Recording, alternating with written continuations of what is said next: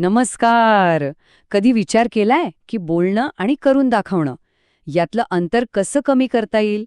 आज आपण अशाच एका शिकवण्याच्या पद्धतीबद्दल बोलणार आहोत जी बरोबर हेच करते. ती म्हणजे व्याख्यान आणि प्रात्यक्षिक पद्धत.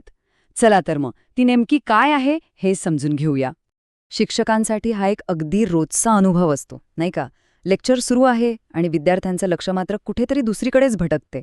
असं का होतं? कारण बऱ्याचदा फक्त सैद्धांतिक माहिती ऐकून विद्यार्थी कंटाळतात आणि त्यांचं लक्ष विचलित होतं. या समस्येचं मूळ आहे पारंपरिक लेक्चरमध्ये. म्हणजे कसं, संकल्पना फक्त हवेतच राहतात, अमूर्त. आणि जेव्हा गोष्टी प्रत्यक्षात दिसत नाहीत तेव्हा त्या समजून घेणं, लक्षात ठेवणं खरंच खूप अवघड होऊन बसतं. मग यावर उपाय काय? एक असा मार्ग आहे जो या दोन्ही गोष्टींना एकत्र आणतो, म्हणजे स्पष्टीकरण पण आणि प्रात्यक्षिक पण. आपण याला सोप्या भाषेत दाखवा आणि सांगा असं म्हणू शकतो. तर हीच आहे ती मेथड, व्याख्यान आणि प्रात्यक्षिक पद्धत. यात होतं काय की शिक्षक स्वतः एक प्रयोग करून दाखवतात आणि त्याच वेळी तो प्रयोग का आणि कसा होतोय हे समजावून सांगतात. म्हणजे अमूर्त कल्पनांना एक ठोस दिसणारं रूप मिळतं. हे खरं तर शिकण्याच्या नेहमीच्या पद्धतीला थोडं उलटं करतं. म्हणजे बघा, आधी आपण सिद्धांत शिकतो आणि मग उदाहरण पाहतो. पण इथे आधी प्रत्यक्ष प्रयोग म्हणजे मूर्त गोष्ट डोळ्यांसमोर घडते आणि मग त्यामागचा अमूर्त सिद्धांत सांगितला जातो. त्यामुळे तो सिद्धांत समजायला खूपच सोपा जातो. चला तर मग आता बघूया की ही पद्धत प्रत्यक्षात कशी काम करते 5 सोप्या टप्प्यांमध्ये. तर ही पद्धत 5 टप्प्यांतून जाते. सगळ्यात पहिला आणि महत्त्वाचा टप्पा म्हणजे नियोजन आणि तयारी. इथे शिक्षक आधीच ठरवतात की कोणता प्रयोग दाखवायचा. समजा बेकिंग सोडा आणि विनेगरचा प्रयोग. मग त्यासाठी काय काय लागेल ते सगळं गोळा करायचं आणि महत्त्वाचं म्हणजे स्वतः एकदा करून बघायचं. दुसरा टप्पा येतो पाठाची ओळख. इथे विद्यार्थ्यांमध्ये उत्सुकता निर्माण करायची. विचारायचं, काय वाटतं ह्या दोन गोष्टी एकत्र केल्यावर काय होईल? तिसरा टप्पा आहे विषय सादर करण्याचा. आता प्रयोग करून दाखवतानाच त्यामागचं विज्ञान म्हणजे आम्ल आणि अल्कलीची रासायनिक प्रक्रिया कशी होते हे सोप्या भाषेत सांगायचं. चौथा टप्पा म्हणजे प्रत्यक्ष प्रयोग. हा अगदी काळजीपूर्वक करायचा, जेणेकरून वर्गातल्या प्रत्येकाला तो नीट दिसेल. आणि शेवटचा 5वा टप्पा येतो तो म्हणजे फळ्यावरचं काम.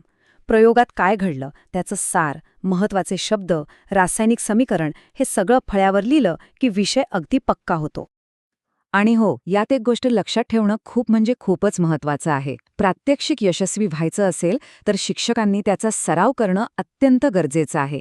नाहीतर ऐनवेळी काहीतरी गडबड झाली तर सगळा प्रभावच निघून जातो. सराव असेल तर आत्मविश्वासही वाढतो.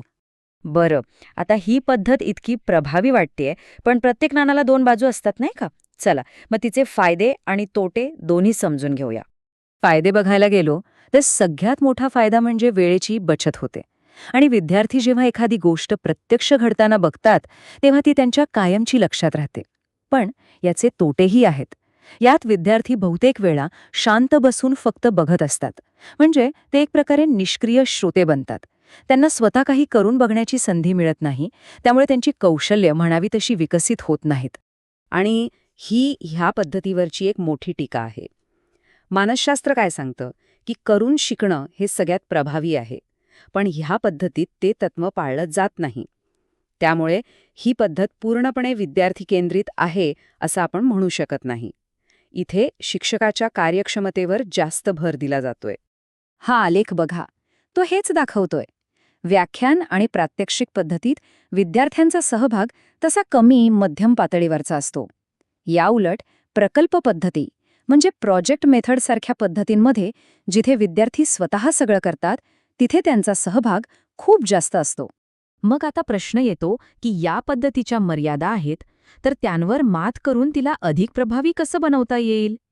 त्यासाठी काही महत्त्वाच्या टिप्स आहेत. ह्या काही प्रो टिप्स आहेत. 1. विद्यार्थ्यांना अर्धवर्तुळात बसवलं तर प्रत्येकाला प्रयोग नीट दिसेल. 2. शक्य असेल तर टेबलाच्या मागे एक मोठा आरसा लावा, म्हणजे मागच्या बाकावरच्यांनाही सगळं स्पष्ट दिसेल. 3.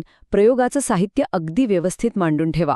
आणि 4. सगळ्यात महत्त्वाचं, प्रयोग आणि त्यामागचा सिद्धांत यांची सांगड घालायला विसरू नका. या छोट्या वाटणाऱ्या गोष्टी खरंच खूप मोठा फरक घडवून आणतात. तर मग या सगळ्या चर्चेतून आपण एक महत्त्वाचा मुद्दा काय लक्षात ठेवायचा? मुद्दा हा आहे की ही पद्धत अवघड संकल्पना सोप्या करून सांगण्यासाठी एक जबरदस्त साधन आहे. यात शंका नाही, पण ती प्रत्यक्ष हाताने काहीतरी करून शिकण्याच्या अनुभवाची जागा घेऊ शकत नाही. म्हणून एका चांगल्या शिक्षणासाठी या पद्धतीचा वापर इतर कृती आधारित पद्धतींसोबत संतुलितपणे करणं गरजेचं आहे. आणि जाता जाता एक विचार मनात येतोय. आजच्या या ऑनलाईन व्हिडिओ आणि यूट्यूबच्या जमान्यात जिथे कुठलाही प्रयोग आपण एका क्लिकवर बघू शकतो, तिथे वर्गात प्रत्यक्ष प्रयोग करून दाखवण्याचं महत्त्व अजूनही तितकंच आहे का? विचार करण्यासारखा प्रश्न आहे, नाही का?